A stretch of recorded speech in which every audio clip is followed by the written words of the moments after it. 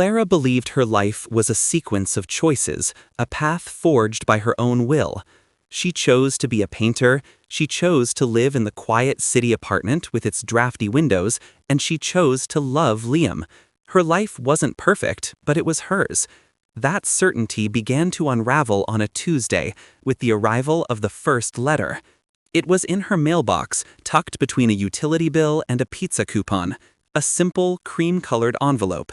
No stamp, no return address. Just her name, Clara, written in a delicate, familiar script. Inside, a single line of text on matching paper. The blue jay will tap on your kitchen window at 8:17 a.m. Clara dismissed it as a strange prank, but the next morning, as she stood nursing her coffee, a flash of cobalt blue struck the glass. Tap, tap, tap. She glanced at the clock. 8:17 a.m. A cold spiderweb of unease traced its way down her spine. A second letter appeared 2 days later. The call from your Aunt Carol about her cat will come at 3:42 p.m. She'd almost forgotten about it when her phone rang, displaying her aunt's name. After 5 minutes of chatter about a fussy Persian named Mittens, Clara asked what time it was. 3:47, her aunt replied. Sorry, I'm a bit late, got caught up. It was close enough to be deeply unsettling. A second letter appeared 2 days later. The call from your Aunt Carol about her cat will come at 3:42 p.m. She'd almost forgotten about it when her phone rang, displaying her aunt's name. After 5 minutes of chatter about a fussy Persian named Mittens, Clara asked what time it was. 3:47, her aunt replied. Sorry, I'm a bit late, got caught up. It was close enough to be deeply unsettling. The letters kept coming. You will spill coffee on your white shirt. She wore black that day, feeling clever, only to have a coworker jostle her arm in the break room, sending hot coffee splashing not on her, but on the white canvas she was prepping for a new painting. The letters were playing with her, predicting not just events, but the echoes of events. Fear began to curdle her curiosity. The handwriting was the most disturbing part. It was hers, undeniably. Her loops, her curls, the way she crossed her T's. But it was also wrong, shaky, frayed at the edges, as if written by a hand trembling with cold or terror. Liam found her staring at the small stack of letters one evening. What's all this? He asked, his voice a warm balm on her frayed nerves. Liam was her anchor, handsome, successful, and utterly devoted to her. He made her feel safe. She tried to explain, but the words sounded insane. Someone is leaving me notes. They predict things. He chuckled, wrapping his arms around her. A secret admirer with a crystal ball? Clara, my love, you have an overactive imagination. It's why you're such a brilliant artist. He kissed her forehead and dismissed it as a quirky coincidence, and she let him, because believing him was easier than believing the alternative. But the tone of the letters began to change. The predictions became warnings. Don't take the Elm Street shortcut home. She was running late and ignored it, only to slam on her brakes as a car ran a red light, missing her by inches. Her heart hammered against her ribs. The letter sat on her passenger seat, a silent, knowing, I told you so. The following week, Liam surprised her with a gift, a beautiful antique silver locket. It was exquisite. So you can always keep me close to your heart, he said, his smile as bright as the polished silver. That night, a new letter was waiting for her, pushed under her apartment door. He will give you a silver locket. Don't accept it. A tremor went through her. She was already wearing it. It felt cold against her skin, heavy with a significance she couldn't grasp. When she tried to take it off, she found the clasp was surprisingly stiff, almost stuck. She left it on, her unease growing into a quiet dread. The letters grew more frantic. The neat script devolved into a desperate scrawl. He is isolating you, can't you see? The weekend trip is a trap. This is not love, it is a cage. Clara was torn. Liam was planning a romantic weekend at a secluded cabin to celebrate their anniversary. It was all she had ever wanted. But the letters painted him as a monster, a manipulator. She looked at him, at his kind eyes and easy laugh, and she couldn't see it. The letters were wrong. They had to be. This was her paranoia, her artistic temperament running wild, just as he'd said. The day before they were set to leave, the final letter arrived. It was different from the others. The envelope was crumpled, the paper inside stained with what looked like tears. The handwriting was a barely legible scrawl, words crashing into each other.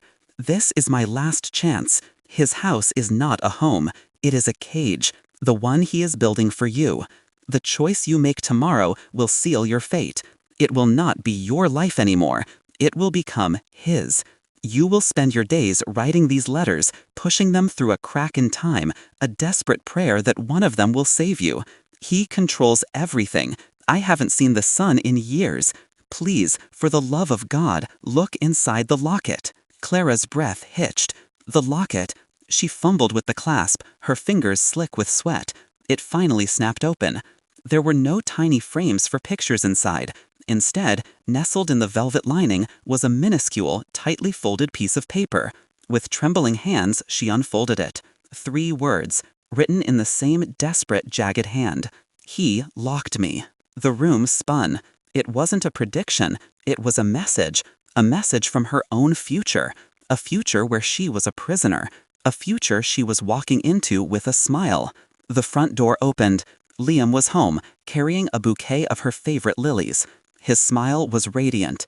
"Ready for our weekend, my love?" He saw the open locket in her hand, the tiny note on the table. His smile didn't vanish. It just froze. It became a mask, a perfectly polished surface with nothing behind it. "Oh," he said, his voice soft, but edged with something cold and sharp as ice. "You weren't supposed to find that." In that instant, Clara saw him for what he was. The casual dismissals of her fears, the way he subtly discouraged her friendships, the surprise gifts that were really just ways to track her. The locket wasn't a gift of love, it was a trophy. Her mind raced, scrambling for an escape. The letters hadn't just been warnings, they had been a roadmap of her own slow, methodical entrapment. The spilled coffee on the canvas, a small act of vandalism to undermine her confidence. The near accident, a way to make her more reliant on him to drive. Every prediction was a piece of the puzzle, a single bar in the cage he was building around her. "Liam, Her voice was a whisper. "It's all right, Clara," he said, taking a step closer. He dropped the flowers on the floor. The sound was unnaturally loud in the silent room. "We can still have our perfect life together. You just need to learn to stop asking so many questions. The other you was always asking questions. The other you." The words confirmed her most terrifying fear. He knew. He knew about the woman trapped somewhere, sending messages through time. The ghost of a future he had already created once. Clara backed away, her hand closing around a heavy paintbrush on her work table. "Stay away from me." His expression hardened. "Don't be dramatic. We're going to the cabin. We're going to have a wonderful time. And you are going to forget all about this nonsense." He lunged for her. But the letters had given her one last gift, foresight. The other Clara had fought and lost. This Clara would not. She swung the paintbrush, its heavy wooden end connecting with his arm, making him recoil in surprise. It wasn't enough to stop him, but it was enough to give her a head start. She ran. She didn't grab her purse, her keys, or her phone. She just ran out the door and down the stairs, her bare feet slapping against the cold concrete. She burst out into the night, not looking back, the chilling echo of his voice calling her name fading behind her. Clara never went back. She vanished from that life, becoming a ghost to the man who wanted to own her. She moved to a city where no one knew her name, trading her paintbrushes for a laptop, finding solace in words instead of colors. For months, she lived in fear, jumping at shadows, flinching whenever she saw a man who looked like him. She half expected the letters to start again, perhaps with new warnings for a new life. But they never did. The silence was the most profound confirmation that she had succeeded. The other Clara, her phantom self trapped in a dark future, was finally free. Because her timeline had been erased. Sometimes, late at night, she would trace the shape of her own handwriting and wonder. She had been saved by the ghost of who she might have become, and she now carried the weight of that ghost within her. A permanent reminder that the deepest horrors aren't found in monsters or darkness, but in a smiling face and the slow, quiet closing of a cage you never realized you were in. This story was a presentation from Shadow Tales.